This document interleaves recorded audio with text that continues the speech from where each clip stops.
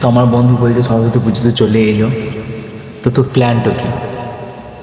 বললাম প্ল্যান, আমি বললাম বন্ধু সে আগেকার জামানা ছিল, যেদিন সরস্বতী পুজোর আগে ভাবতাম যে কোন বইটা আমার পড়া হচ্ছে না সেই বইটা গিয়ে মায়ের চরণে দিয়ে আসতাম যে মা তুমি এই বইটা আমাকে ভালোভাবে যেন সব কিছু পারি দেখো একটু ভাবতাম।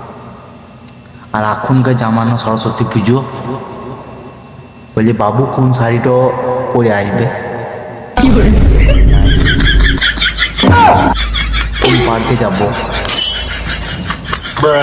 কুচি ধরে দেবো, শাড়ির কুচি আমি ভালো ধরতে পারি।